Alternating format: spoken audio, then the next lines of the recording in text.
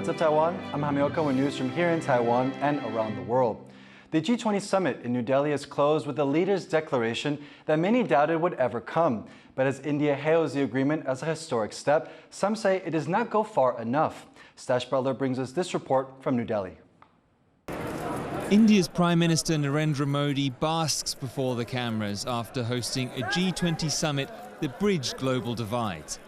The group of the world's biggest economies had faced deadlock over the war in Ukraine.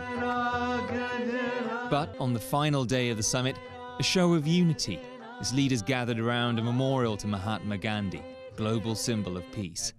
The day before, after what host officials said were 200 hours of non-stop negotiations, a far-reaching agreement was announced, featuring a compromise on the phrasing around the war in Ukraine, which stopped short of expressly condemning Russian aggression. But the main focus of the leaders' declaration was more loans for developing countries, a new Green Development Pact, and a pledge to empower women and girls, which, according to India's G20 envoy, proves his country's commitment to the developing world. This is a document of the global south. This is a document of the developing countries which came together and spelled out their priorities. And India has been the spokesperson of all the global south and spelled out their priorities in this document. While record-breaking rains flood Greece and Hong Kong, fighting climate change formed a central part of the G20's agenda. Leaders agreed to triple renewable energy capacity by 2030, end plastic pollution, and phase down coal. Some monitoring the summit said those commitments are rehashed promises that have so far failed to have been delivered. Many commitments, but it was mostly saying again what they'd said before and really hadn't implemented when they left the sunny summit peak and went back to the dark valleys of domestic politics at home. The leaders of Russia and China failed to make an appearance, leading others to doubt there'd be any agreement at all. How effective is it going to be to talk about Ukraine without the Russians there? How effective is it going to be to talk about debt and climate without Xi Jinping there? So for Modi, the smooth ending to this year's summit may come with a considerable sense of relief. India's Prime Minister has championed multilateral diplomacy. He refuses to condemn Russia while sending aid to Ukraine. He works with China in special forums while building trade with the US. The success of this summit will be seen in New Delhi as a vindication of the Modi method of raising India's international profile that could help silence his critics ahead of next year's election.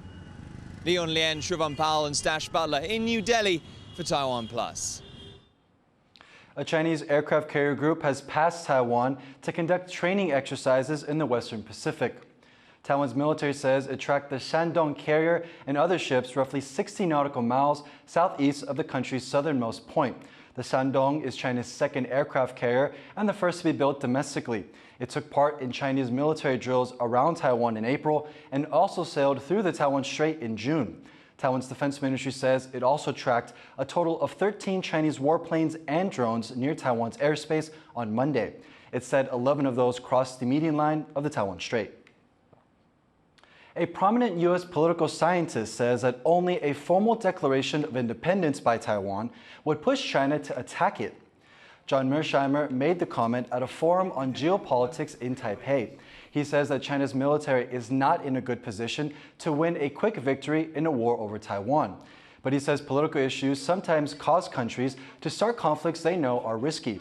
Mearsheimer has caused controversy in the U.S. over his statements that Washington is responsible for Russia's invasion of Ukraine. But he says the situation is different in the case of the U.S.'s support of Taiwan. But with regard to Taiwan, I think we are not interested in provoking a war because we would be directly involved in that war. You see, we could afford to provoke a war in Ukraine because we're not doing the dying. Taiwan's agriculture ministry is providing subsidies for produce damaged by recent typhoons. But wax apples, one of the most affected crops, is not on the list.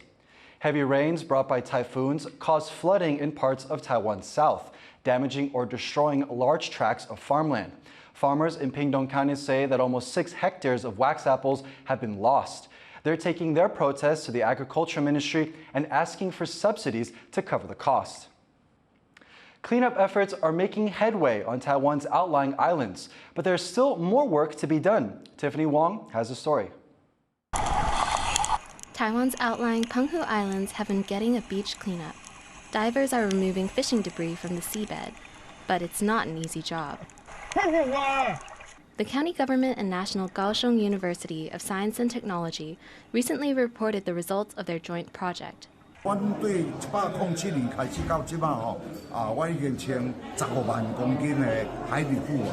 That's over 600,000 meters of littered nets that are severely damaging the marine ecosystem. But it's a catch-22, as fisheries are the second largest industry in Penghu. The island is a popular tourist destination in Taiwan and is known for its beaches and marine life.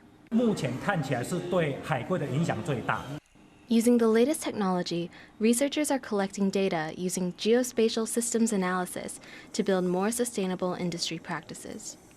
Howard Zhang and Tiffany Wong for TaiwanPlus. A university team has made its second successful research rocket launch. Named Jessie, the rocket made liftoff on Taiwan's southern coast. 3、2、1，点火。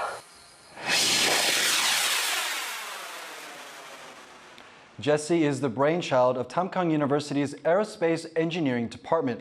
The single-stage rocket carried scientific equipment over 4 kilometers into the air in just 7 seconds. It took place at the recently opened Shuhai launch site in Pingdong County. Hundreds of people dressed in vibrant costumes and masks took to Taipei streets over the weekend to celebrate the Philippine Masskara festival. Our reporter Sandy Chi was there.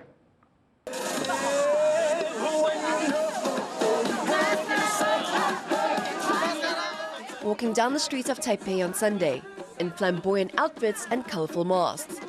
These are members of the Taiwan's Filipino community. You can see different kind of mascara, different outfit, different dance moves. So it's so excited to see each and every one of us to perform well. This is the Philippines Mascara Parade in Taipei. It is one of the biggest cultural events for the Filipino community here in Taiwan. This year, the gathering is in its 4th year, and over 100 people have gathered here for the events.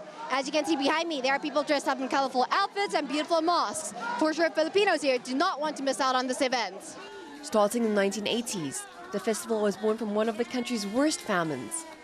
The grinning masks helped bring a smile back to the faces of the bereft. And now the festival continues to spread happiness. Filipinos first brought the tradition to Taipei in 2019, when there were only 500 participants. But organizers say hundreds more than that came this year. 台北市是一个多元共融的城市，那我们也欢迎这些移工跟移民朋友一起来共襄盛举。他们都很精心打扮，也有练他们的团练的舞蹈这样子。对，我们知道他们都很用心。The event kicked off in the early afternoon by handing out 300 hand-painted masks to everyone on the streets, even to those who were not attending the parade. 我觉得台湾有这种更多元的活动，其实是很好的，对，让我们可以更去了解说，其实现在台湾越来越多新住民在这边，所以我觉得有这种活动让大家互相认识，我觉得是很好的。Like previous years, the event's parade took center stage. 23 teams, including people from the Philippines, Taiwan, China, Malaysia, and Indonesia, participated. I'm very excited because this event is only 1 year. It's the, last year and this year is almost the same, but totally this year is the best. The event showcases Philippine culture, attracting many local Taiwanese from diverse backgrounds.